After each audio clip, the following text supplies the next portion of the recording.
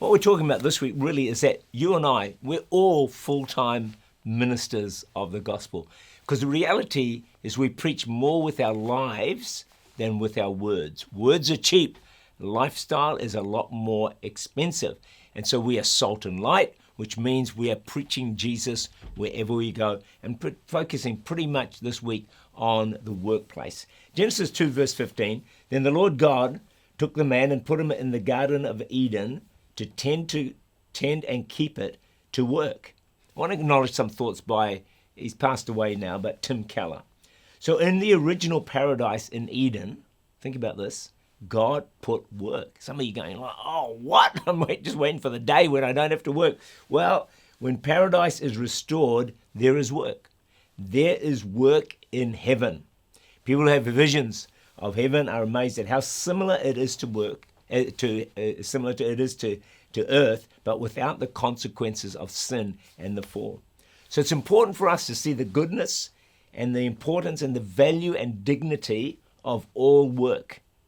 Your work. All other creation accounts say, apart from the biblical account, that work is evil or something to demeaning or to be avoided. So the Greek myth about Pandora, given a box by Greek gods.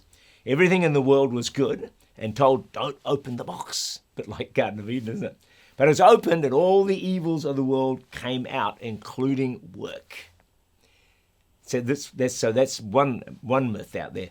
Another one, a Mesopotamian myth, God creates the world, and the chief god says, I'll bring into being a lowly, primitive creature.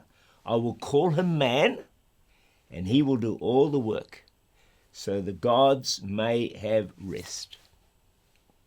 Work was too demeaning for the gods, so humans were created. That's in one of these myths, you see. So over and over again, they say in myths of creation accounts, work is demeaning, it's evil, it's bad, and that is so wrong. And guess what? Many of us are bought into that. Can't wait to retire.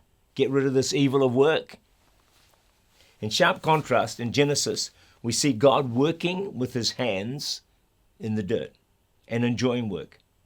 When he creates a perfect world, think about this in Eden, without sin, he puts humans in paradise and he gives them work. And he gives us work because in God's creation, work is what makes for a good life, enjoyable life, fulfilling life, the life we're meant to live.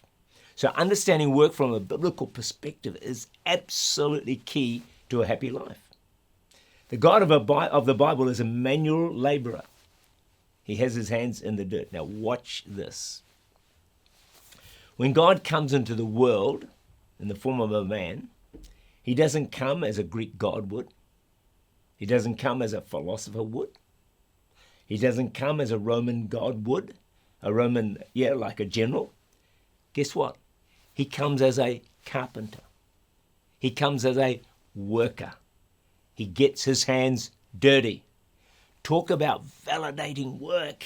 There is goodness and dignity in all work, even work that we call menial. Janie Winship knew as a policeman, and he knew he'd be dealing with people in extreme crisis, and he had a deep desire to share his faith on the job. So one of the first workers that he talked to about Jesus was a street-hardened sergeant.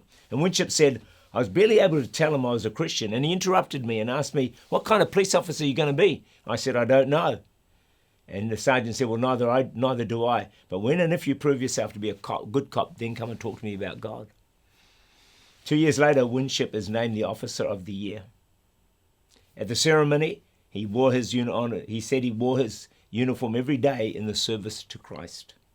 After the event, the street-hardened sergeant congratulated him and said, now I'm ready to talk about God. Why? Because he was salt and light. He preached by the way he worked.